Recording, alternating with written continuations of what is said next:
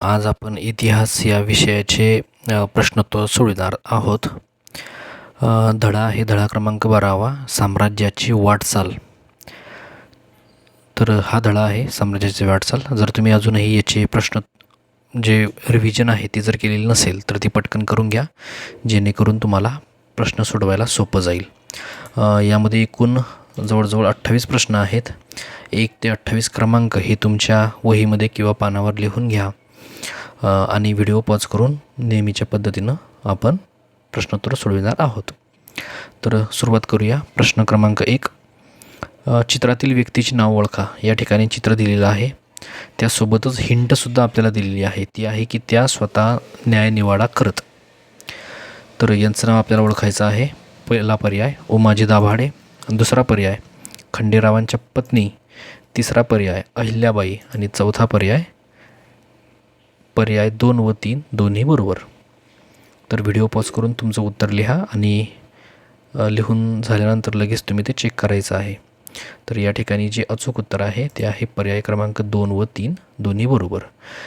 या चित्रातील ज्या व्यक्ती आहेत त्या खंडेरावांच्या पत्नी होत्या आणि त्यांचं नाव होतं अहिल्याबाई. पुढील प्रश्न क्रमांक 2, इंदोरच्या होळकर सत्तेचे संस्थापक कोण होते? पहिला पर्याय अहिल्याबाई, दुसरा पर्याय यशवंतराव, तिसरा पर्याय मल्हारराव आणि चौथा पर्याय खंडेराव. तर इंदोरच्या होळकर सत्तेचे संस्थापक जे होते त्यांचं नाव होतं मल्हारराव. प्रश्न क्रमांक 3, मल्हारराव होळकरांनी कोणाच्या काळात उत्तरेत पराक्रम गाजवला?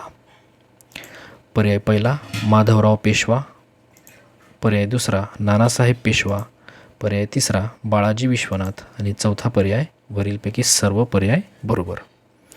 तर या प्रश्नाचं जे अचूक उत्तर आहे ते आहे नानासाहेब पेशवा. प्रश्न क्रमांक 4, अहिल्याबाई होळकर यांनी किती वर्ष राज्यकारभार सांभाळला? पर्याय पहिला 31 वर्ष, पर्याय दुसरा 30 वर्ष, पर्याय तिसरा 29 वर्ष आणि चौथा पर्याय 28 वर्ष. तर जे अचूक उत्तर आहे ते आहे 28 वर्ष.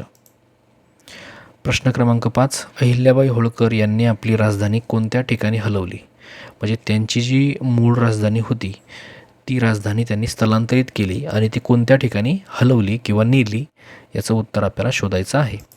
पर्याय पहिला इंदोर, पर्याय दुसरा महेश्वर, पर्याय तिसरा माळवा आणि चौथा पर्याय राजपुताना. तर अचूक जे उत्तर आहे ते आहे महेश्वर. या ठिकाणी लक्षात घ्या, अहिल्याबाई होळकर यांचं जे काही राज्य आहे ते इंदोर या ठिकाणी होतं.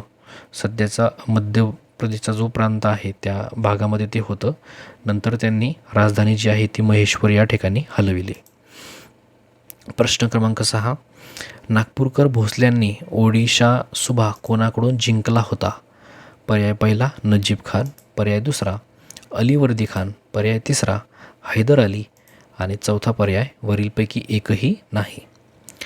तर जे अचूक उत्तर आहे म्हणजे ओडिशा सुभा जो आहे तो नागपूरकर भोसल्यांनी ज्यांच्याकडून जिंकला होता त्यांचं नाव आहे अलीवर्दी खान. प्रश्न क्रमांक 7, या ठिकाणी एक चित्र दिलेलं आहे, त्या चित्रातील व्यक्तीचं नाव आपल्याला ओळखायचं आहे. तर हिंटसुद्धा आपल्याला दिलेली आहे. पेशव्यांचे प्रसिद्ध कारभारी ते होते. ठीक आहे. पहिला पर्याय रघुजी, दुसरा पर्याय मल्हारराव, तिसरा पर्याय महादजी शिंदे आणि चौथा पर्याय नाना फडणवीस. तर हिंटवरून तुम्ही ओळखू शकता आहे की पेशव्यांचे प्रसिद्ध कारभारी जे होते त्यांचं नाव आहे नाना फडणवीस. प्रश्न क्रमांक 8, रघुजी भोसले यांना शाहू महाराजांनी कोणत्या प्रांताच्या चौथाई वसुलीचे अधिकार दिले होते? पर्याय पहिला ओडिशा, पर्याय दुसरा बंगाल, पर्याय तिसरा बिहार आणि चौथा पर्याय वरील सर्व पर्याय बरोबर. तर शाहू महाराजांनी रघुजी भोसलेंना ज्या प्रांताचे अधिकार दिलेले होते ते आहेत वरीलपैकी सर्व पर्याय बरोबर. म्हणजेच रघुजी भोसले यांना ओडिशा, बंगाल आणि बिहार या तीनही प्रांताचे अधिकार जे आहेत चौथाई वसुलीचे अधिकार. चौथाई म्हणजेच काय तर 1/4 किंवा 1/4 भाग जो आहे तो ते महसूल स्वरूपात स्वतःकडे घेऊ शकत होते. प्रश्न क्रमांक 9. शिंदे घराण्याची सरदारकी माधवराव पेशव्यांनी कोणास दिली होती? पर्याय पहिला महादजी शिंदे, पर्याय दुसरा जयप्पा शिंदे, पर्याय तिसरा दत्ताजी शिंदे आणि चौथा पर्याय राणोजी शिंदे. तर जे अचूक उत्तर आहे ते आहे महादजी शिंदे. प्रश्न क्रमांक 10. गायकवाडांच्या गुजरातमधील सत्तेचे केंद्र कोणते होते? पहिला पर्याय सुरत, पर्याय दुसरा अलाहाबाद, तिसरा पर्याय वडोदरा आणि चौथा पर्याय माळवा. तर सुरत या ठिकाणी जे सत्तेचे केंद्र होतं गायकवाड यांचं ते होतं वडोदरा. प्रश्न क्रमांक 11. चित्रातील व्यक्तीचं आपल्याला नाव ओळखायचं आहे. या ठिकाणी चित्र दिलेलं आहे आणि त्यासोबत आपल्याला हिंटसुद्धा दिलेली आहे. ती हिंट अशी आहे की नागपूरकर भोसल्यांपैकी सर्वात कर्तबगार व पराक्रमी पुरुष हे चित्रातील व्यक्ती होते. पर्याय पहिला रघुनाथ, पर्याय दुसरा शिवाजी, पर्याय तिसरा रघुजी आणि चौथा पर्याय आहे जीवाजी. तर यांच्यापैकी हे जे चित्र आहे हे आहे रघुजी यांचं. रघुजी भोसले यांचं हे चित्र आहे. प्रश्न क्रमांक 12. इंग्रजांनी किती साली पुणे ताब्यात घेऊन तेथे युनियन जॅक हा ध्वज फडकवला? तर लक्षात घ्या, युनियन जॅक जो आहे हा इंग्रजांचा ध्वज आहे. जसा आपल्या भारताचा तिरंगा हा ध्वज आहे तसा इंग्रजांचा जो ध्वज आहे इंग्लंडचा किंवा त्यावेळेचा ब्रिटिश यांचा, तर त्याला म्हणतात युनियन जॅक. तर पर्याय बघा, पहिला पर्याय 1820, पर्याय दुसरा 1819, तिसरा पर्याय 1818 आणि चौथा पर्याय आहे इसवी सन 1817.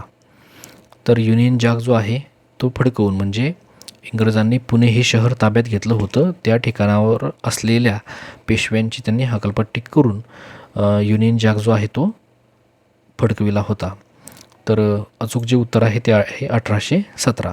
या ठिकाणी लक्षात घ्या की पेशवाईचा जो नायनाट आहे समूळ नष्ट पेशवाई 1818 साली झाली, परंतु एक वर्ष अगोदर म्हणजे 1817 साली इंग्रजांनी युनियन जॅक फडकविला होता.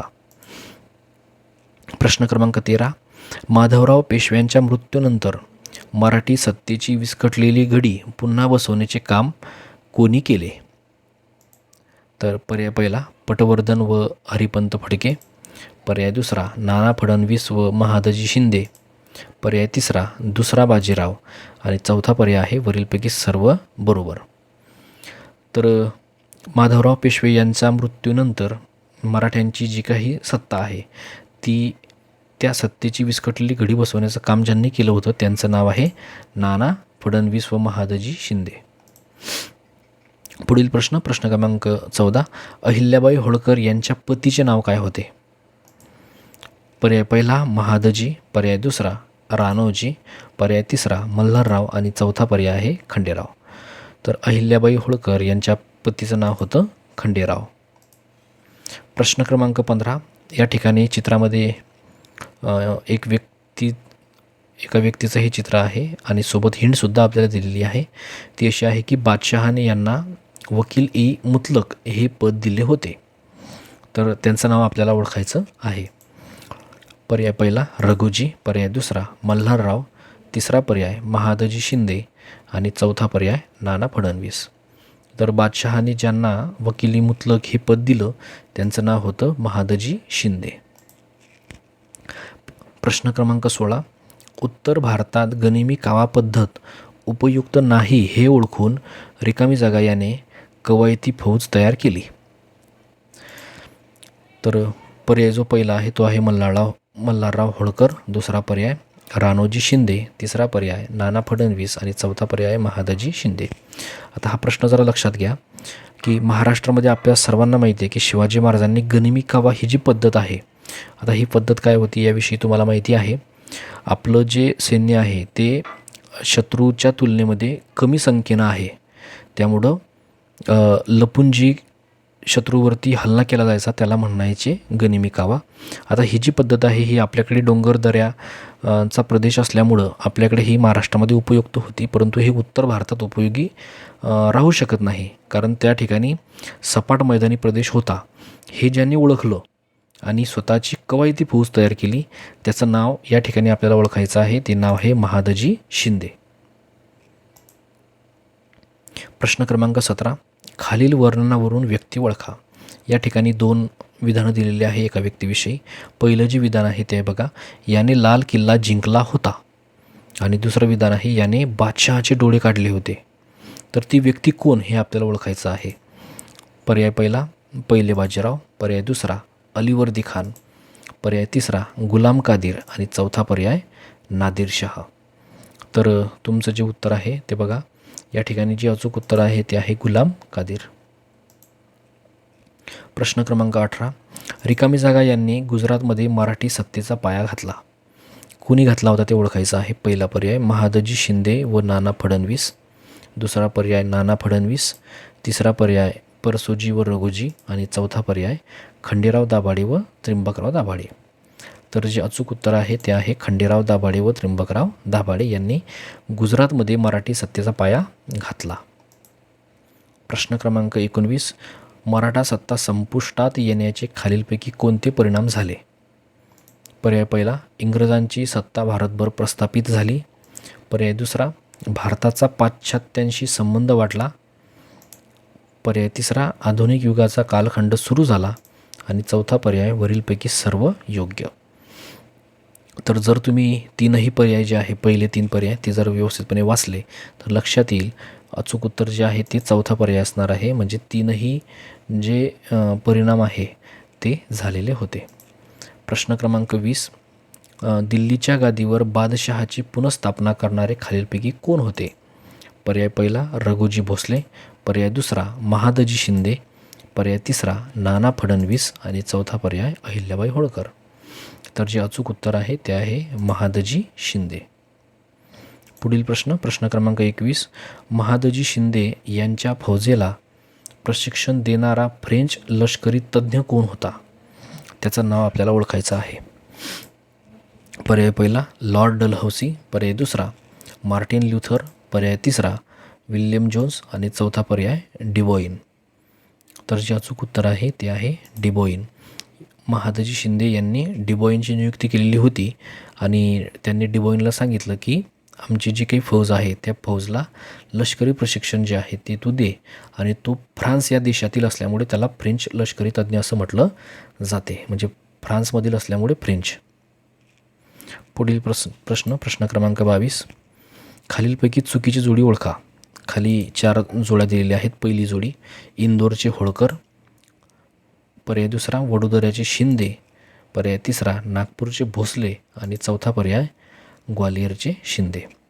तर यापैकी जी चुकीची जोडी आहे म्हणजे कोण कुठल्या ठिकाणचं, जे राजघराणं आहे ते राजघराणं आणि ठिकाण यांची जी काही जोडी दिलेली आहे त्यापैकी चुकीची कुठलीही ओळखायची आहे. तर लक्षात घ्या, 4ही जोड्या वाचल्यानंतर तुमच्या लक्षात येईल की या ठिकाणी चुकीची जी जोडी आहे ती आहे वडोदऱ्याचे शिंदे. तर वडोदऱ्याचे शिंदे नव्हते, तर वडोदऱ्याचे होते गायकवाड.